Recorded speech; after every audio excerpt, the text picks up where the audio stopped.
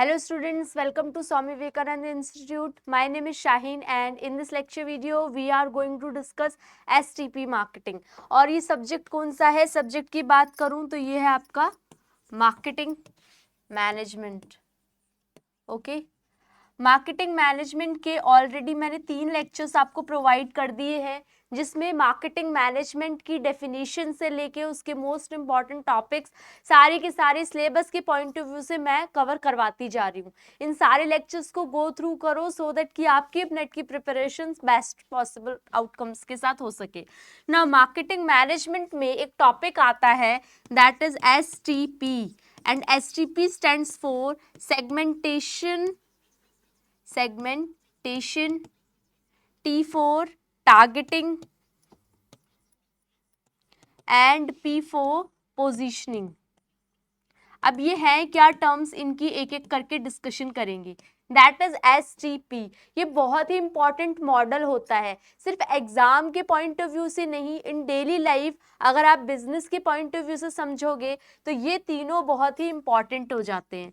Segmentation, अगर मैं एक रियल टर्म्स की बात करूं तो होता क्या है, जब आप पूरी मार्केट को अलग अलग डिफरेंट डिपार्टमेंट्स के बेसिस पे डिवाइड कर देते हो, डिफरेंट पॉइंट ऑफ व्यू के बेसिस पे जब हम मार्केट को डिवाइड करते हैं, जैसे कि आप डिवाइड कर रहे हो कि ये जो पर्टिकुलर एज सेक्शन है ये 18 टू 30 ईयर्स का एज सेक्शन है, ये 30 टू 45 ईयर्स का एज सेक्शन है, ये 45 टू 80 ईयर्स का एज सेक्शन है. तो आपने on the basis of age, ये उसके अबव 80 के अबव, ये एज के सेक्शन के बेसिस पे आपने क्या किया, मार्केट को डिवाइड कर दिया, या तो आपने जेंडर के बेसिस पे डिवाइड कर दिया. तो जब आप किसी एक बेसिस पे मतलब एक पॉइंट के बेसिस पे, एक टॉपिक के बेसिस पे जब पूरी मार्केट को डिवाइड कर देते हो, that is known as segmentation. जब आप डिवाइड कर देते हो उसके बाद आप एक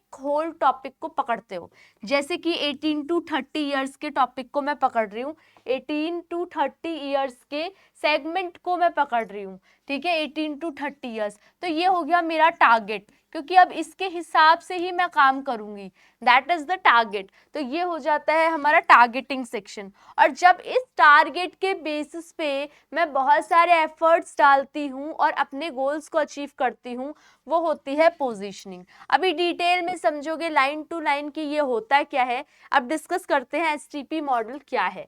what is STP marketing? STP marketing is actually really easy to define, आसानी से आप बता सकते हो. STP stands for segmentation, targeting and positioning. Simple शब्दों में बोलूं तो जो STP है वो एक प्रोसेस है जो कि 3 अलग अलग टॉपिक से मिली हुई एक टर्म है. अब वो 3 अलग अलग टॉपिक कौन से हो गए, that is S, T and P. Next, approaches, marketing approaches into one model. 3 अलग अलग मॉडल को एक मॉडल में बना दिया. इन प्रैक्टिकल एप्लीकेशन जो STP मार्केटिंग होती है, इसका मतलब है मार्केट सेगमेंट्स को क्रिएट करो, मार्केट को डिवाइड करो, एक टारगेट को सिलेक्ट करो और उस टारगेट को सिलेक्ट करके एडजस्ट करो प्रोडक्ट और सर्विस को. एक टारगेट को सिलेक्ट करना है, सबसे पहले मार्केट को डिवाइड करना है ऑन वेरियस बेसिस, डिवाइड करने के बाद उसमें से एक टारगेट को सिलेक्ट करना है और टारगेट को सिलेक्ट करने के बाद अपने प्रोडक्ट को उसके अकॉर्डिंगली मोल्ड कर देना है. That is called STP. Now सबसे पहले STP में एक वर्ड आता है दैट इज मार्केट सेगमेंटेशन. क्या होता है ये मार्केट सेगमेंटेशन? सेगमेंटेशन जैसे कि मैं आपको बता चुकी हूँ, assignment of characteristics to your entire customer base and separating them into different audience. अलग अलग ऑडियंस के बेसिस पे, अलग अलग ऑडियंस के बेसिस पे जब आप मार्केट को डिवाइड कर देते हो डिफरेंट ग्रुप्स में, तो उसको बोला जाता है सेगमेंटिंग या सेगमेंटेशन. डाटा, उसके हिसाब से डाटा कैलकुलेट करते हो. There are 4 types of customer segmentation. 4 types की कस्टमर सेगमेंटेशन. इस लेक्चर के अंदर मैंने 5 को कंसिडर किया है.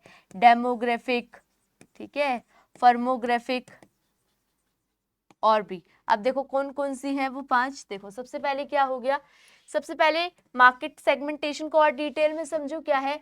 अगर मार्केट को डिवाइड कर रही हूँ मैं तो 3 बेसिस पे डिवाइड कर सकती हूँ. होमोजेनिटी मतलब एक जैसे। मान लो मैंने कैसे डिवाइड किया था, अभी मार्केट को डिवाइड किया था ना, एज के बेसिस पे डिवाइड किया था। तो 18 से जो मान लो 30 इयर्स के लोग हैं उनका सेम चॉइस है, तो ये क्या हो गया, सेम चॉइस के बेसिस पे, same choice in terms of, same choice in terms of, मान लो सपोज टेस्ट, टेस्ट के बेसिस पे। तो टेस्ट एक टॉपिक है और उसके बेसिस पे होमोजीनिटी है, दैट इज सेम चॉइस। फिर यहाँ पे हमने डिवाइड कर दिया 30 टू 45 के बेसिस पे, एंड देन 45 टू 60 के बेसिस पे, देन अबव 60। तो ये क्या बता रहा है कि सेम चॉइस बता रहा है टेस्ट के अकॉर्डिंगली, ये वाला सेक्शन भी, ये वाला सेक्शन भी, दैट इज कॉल्ड होमोजीनिटी, जो कि सेम सेगमेंट ग्रुप का एक ही लेवल की बात करता है, सेम बेसिस की बात करता है। Now the next point is distinction. Distinction का मतलब जो अलग अलग ग्रुप्स हैं वो उसमें एक यूनिक क्या चीज है, और being unique from the other groups. मान लो एक सेक्शन को मैंने कैरी डाउन किया, एक सेक्शन को मैंने पकड़ा, अब ये जो सेक्शन है ये और ग्रुप से कैसे डिफरेंट है, ये 3 अलग अलग सेक्शन है, और इस सेक्शन में यूनिक क्या है, यूनिक के बेसिस पे जब आप डिफाइन करोगे, या डिफरेंशिएशन के बेसिस पे। फर्स्ट पॉइंट किसके बेसिस पे था, होमोजेनिटी। होमोजेनिटी का मतलब सेम चॉइस या सेम पैटर्न या सेम टेस्ट के बेसिस पे जब डिवाइड किया था। Now this one is of different. Next is reaction. अब क्या करोगे, आप देखो मार्केट के रिस्पॉन्स को, देखो मार्केट के डिमांड, मार्केट के सप्लाई फैक्टर्स को ऑब्जर्व करो और उसके बेसिस पे रिएक्शन दोगे, that is called the reaction. और a similar response to the market, market में किस तरीके का रिस्पॉन्स हो रहा है उसके बेसिस पे आपका ये डिसाइड हो जाएगा। Now the next one is, जो मैंने अभी कितने टाइप्स बताए आपको, टाइप्स बताए 4 टाइप्स के बेसिस पे हम मार्केट को डिवाइड करते हैं। अब वो कौन कौन से हैं, सबसे पहले है डेमोग्राफिक सेगमेंटेशन। ये डेमोग्राफिक सेगमेंटेशन का मतलब होता है जब हम पूरी मार्केट को डिवाइड करते हैं on the basis of age, gender, इन सब के बेसिस पे डिवाइड करते हैं, इनकम के बेसिस पे, तो उसको कहते हैं हम demographic segmentation. Demographic segmentation is one of the simple, बहुत ही इजी है, कॉमन है, जो ज्यादातर लोग यूज करते हैं मेथड ऑफ मार्केट सेगमेंटेशन, जहां पे मार्केट को हम कस्टमर की डेमोग्राफिक के बेसिस पे, कस्टमर की एज के बेसिस पे, उनकी इनकम के बेसिस पे या जेंडर के बेसिस पे मार्केट को डिवाइड कर देते हैं, रेस, एजुकेशन के बेसिस पे, वो क्या काम करते हैं ऑक्यूपेशन के बेसिस पे। दिस मार्केट सेगमेंटेशन स्ट्रेटेजी ये मानती है, ये जो मार्केट सेगमेंटेशन है इसकी अजम्पशन ये है कि जो सिमिलर डेमोग्राफिक होंगे ना विल हैव सिमिलर नीड्स, मतलब जो सेम टाइप के जेंडर होंगे या सेम टाइप की आपकी ऑक्यूपेशन होल्ड करते होंगे, उनके जो टेस्ट है, प्रेफरेंसेस हैं, उनकी जो चॉइसेस हैं वो सेम होगी। इसीलिए इन्होंने एज के बेसिस पे, जेंडर के बेसिस पे, रेस के बेसिस पे आपकी क्या करा है, कैटेगरी बना दी मार्केट की। नाउ द इसका एग्जांपल दे रखा है, क्या है एग्जांपल, मार्केट सेगमेंटेशन स्ट्रेटेजी। एक जो नया वीडियो गेम है, न्यू वीडियो गेम आया है, तो वो किसको ज्यादातर किसको कैरिड फॉरवर्ड करेगा, जो यंग एस्पायरेंट्स हैं, जो यंग एज के पीपल है। तो क्या कर रहा है, ये क्या बता रहा है आपको कि एक टाइप बता रहा है जो कि डेमोग्राफिक सेगमेंटेशन है, वो ये बताता है कि जब आप मार्केट को डिवाइड कर देते हो डिफरेंट डिफरेंट सेक्शन में on the basis of age, gender, income और occupation. Next is firmographic segmentation. Firmographic segmentation बिल्कुल सेम ही है डेमोग्राफिक सेगमेंटेशन के साथ, लेकिन इसमें जो इम्पॉर्टेंट चीज़ है, जहां हम डेमोग्राफिक में इंडिविजुअल की एज, इंडिविजुअल की इनकम, इंडिविजुअल के जेंडर की बात करते हैं, यहाँ पे पूरी फर्म को कंसिडर किया हुआ है, इंडिविजुअल को नहीं किया हुआ। However instead of analysing individual, this strategy looks at organisation, groups को कंसिडर कर रही है, and looks at a company's number of employees. यहाँ पे एम्प्लॉयज के बेसिस पे, एम्प्लॉयज की एज, एम्प्लॉयज की ऑक्यूपेशन, उनकी इनकम, तो मतलब अगर एक बेसिस पे बात की जाएगी, इंडिविजुअल के बेसिस पे बात की जाएगी, तो वो कंसिडर किया जाएगा डेमोग्राफिक सेगमेंटेशन। और जब ग्रुप्स की बात की जाएगी, ऑर्गेनाइजेशन की बात की जाएगी, तब आप किसको कंसिडर करोगे, फर्मोग्राफिक सेगमेंटेशन को। Number of offices, annual revenue, इसका एग्जांपल देखो, what is the example, a corporate software provider में अप्रोच अ मल्टीनेशनल फर्म, किसने कंसिडर किया, जो कॉर्पोरेट सॉफ्टवेयर है उन्होंने एक अप्रोच अपनाई, a multinational firm with a more diverse customisable suite well approaching smaller companies, छोटी कंपनीज को ऑक्यूपेशन के लिए कैरी फॉरवर्ड करने के बजाय उन्होंने एक डाइवर्स फर्म को चूज किया, मोर सिंपल प्रोडक्ट, और उसके हिसाब से उन्होंने क्या किया, ग्रुप में डाइवर्सिफिकेशन कर दी। Now the next one is geographic segmentation, word से ही समझ आ रहा होगा, लोकेशन के बेसिस पे हम क्या करते हैं, प्लेस के बेसिस पे क्या करते हैं, मार्केट को डिवाइड करते हैं। जैसे नॉर्थ इंडियन फूड नॉर्थ वाले लोगों को ज़्यादा पसंद होता है, साउथ इंडियन फूड, है ना, तो ये क्या हो गया, on the basis of location. So geographic segmentation is technically a subset of demographic segmentation. This approach groups customer by physical location, assuming that people with a जिनका सेम geographical area होता है उनकी similar needs होती है. This strategy is more useful for a large company seeking to expand to different branches, offices और location. जैसे कि example क्या बोल रखा है, जो क्लोथिंग रिटेलर है में डिस्प्ले मोर रेन गियर इन दियर पैसिफिक नॉर्थ वेस्ट लोकेशन, मतलब जैसे कि अगर मान लो ये एग्जाम्पल को छोड़ो, मैं आपको नॉर्मल से बताती हूँ, जैसे कि अगर विंटर वाला एरिया है कोई, तो वहाँ पे आपको समर ड्रेसेस तो मिलेंगी नहीं, वहाँ पे आपको कोट्स वगैरह, विंटर वूलन क्लोथ्स वगैरह मिलेंगे। तो ये बोल रखा है लोकेशन के बेसिस पे जो नीड्स होती हैं वो सिमिलर होती हैं, that is called geographic segmentation. Next is behavioural segmentation, जो मेरी बिहेवियर के बेसिस पे, मेरी एटीट्यूड के बेसिस पे, जो सेम टाइप के एटीट्यूड कंसिडर करते हैं, जिनका लाइफ स्टाइल सेम होता है, जिनका लाइफ का रहने का तरीका एक जैसा होता है, उनका क्या होता है, उनका बिहेवियर भी सेम होता है। बिहेवियर सेम होगा तो आप क्या करोगे, वो टेस्ट भी उनका सेम होगा। Behavioural segmentation relies heavily on market data, consumer actions and decision making pattern of customer. This approach groups consumer based on how they have previously interacted with market. किसके ऊपर डिपेंड करता है कि वो कौन से टाइप की मार्केट को फॉलो करते जा रहे हैं, क्या वो लॉयल कस्टमर हैं, वो किस टाइप के कस्टमर हैं, उन्होंने मार्केट को प्रीवियसली कैसे हैंडल किया है, उसके बिहेवियर के बेसिस पे जब मार्केट को डिवाइड करते हैं तो वो बिहेवियरल सेगमेंटेशन कहते हैं। ठीक है, this approach assumes that consumer prior spending habits, जो उसने पहले की हैबिट्स है, जो उसने पहले अपनाई हुई है चीजें, वो ही कहीं ना कहीं उसको इन्फ्लुएंस करेगी आगे वाली चीजों के लिए भी। ठीक है, जैसे एग्जाम्पल बोल रखा है, millennial consumer traditionally buy more craft beer while older generation, जो मतलब आज की जनरेशन है वो कौन सी बियर, क्राफ्ट बियर को प्रेफर करती है, जबकि जो ओल्डर जनरेशन है वो ट्रेडिशनली वो क्या करती है, बाय नेशनल ब्रांड्स, वो नेशनल ब्रांड्स खरीदना पसंद करती है as compared to the younger generation. अब ये मत सोचना कि यहाँ पे यंगर जनरेशन और older generation in the basis of age discuss किया है, ये बोला गया है कि बिहेवियर कैसा है, जो ओल्ड जनरेशन है वो एक सेट ऑफ पैटर्न फॉलो करती हुई आ रही है, तो उसी के हिसाब से उनकी क्या है बिहेवियर, और उन बिहेवियर के हिसाब से ही उन्होंने मार्केट को डिवाइड करा है। नाउ ये हो गए आपके चार। Now the next one is psychographic segmentation, चार डिस्कस कर लिए हमने, अब पांचवा है psychographic. Often the most difficult market segmentation approach यही होती है जहां पे स्ट्राइव टू क्लासिफाई कस्टमर को किसके बेसिस पे, लाइफस्टाइल के, पर्सनालिटी और ओपिनियन और इंटरेस्ट के बेसिस पे बांटा जाता है।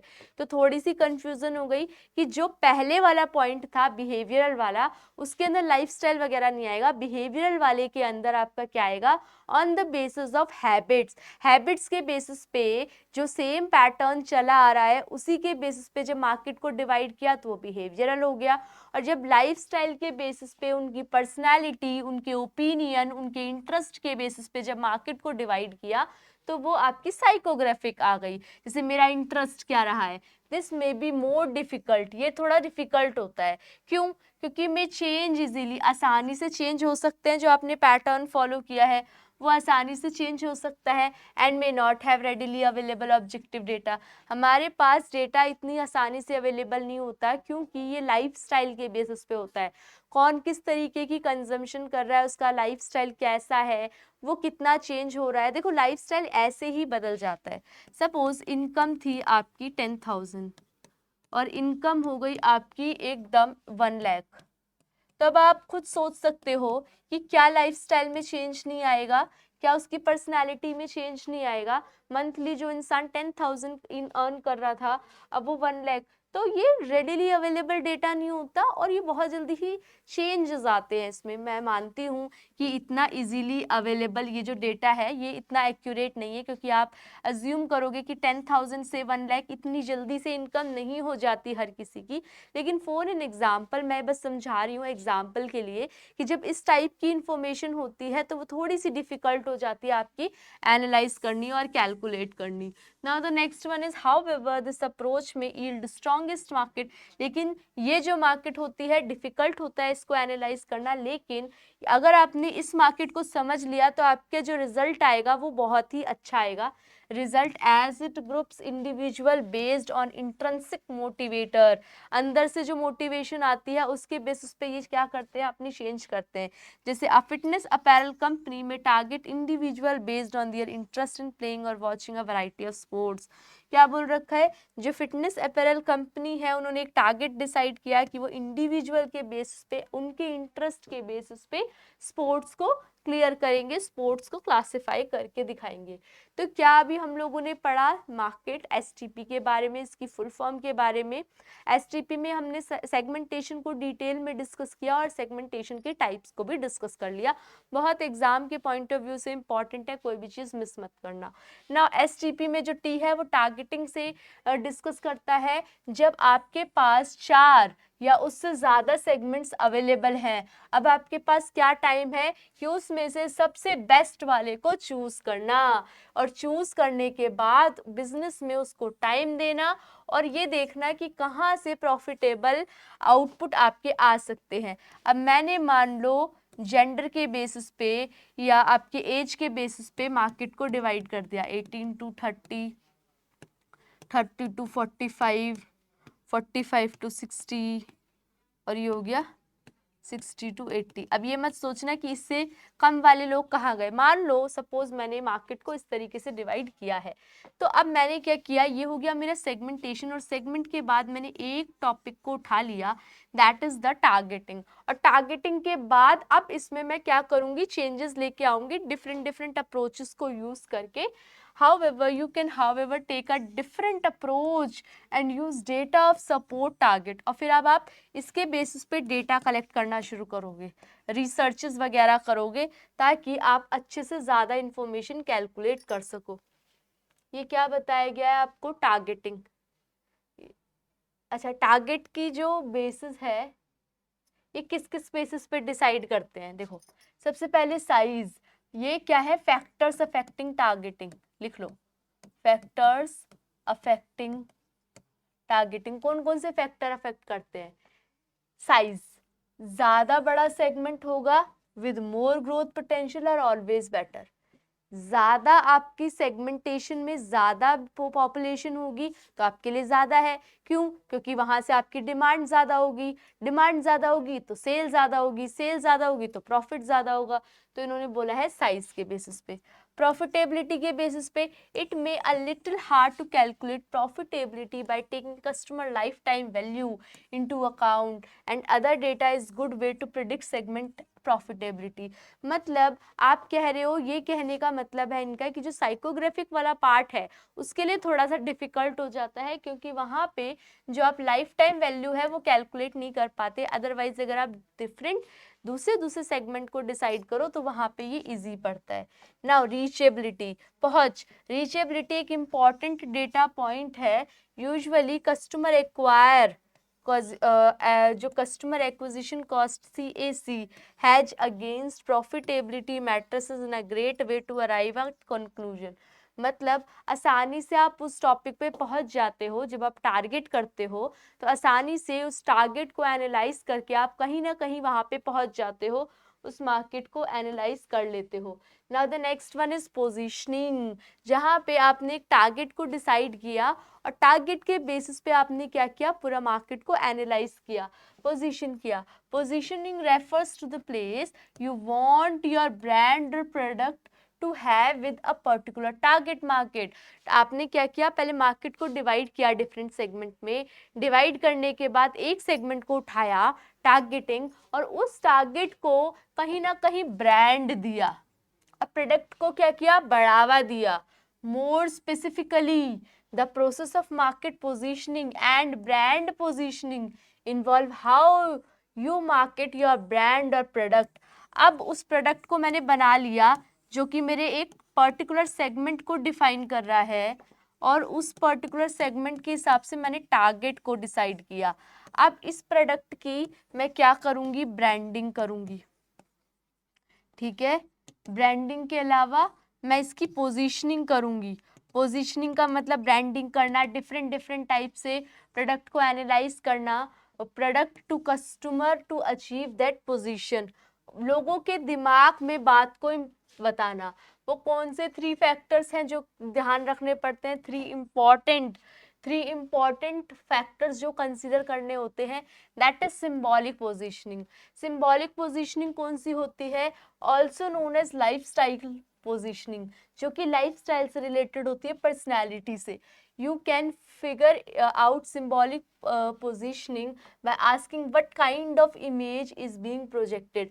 जैसे कि जो सिंबल्स के हिसाब से जो पोजीशनिंग होती है, जैसे नाइकी का सिंबल देखा होगा आपने, एडिडास वगैरह का देखा होगा, तो सिंबल के बेसिस पे, सिंबल को रिकॉग्नाइज करके ही लोग क्या कर देते हैं, अच्छी खासी ब्रांडिंग कर देते हैं, तो वो सिंबॉलिक हो जाती है।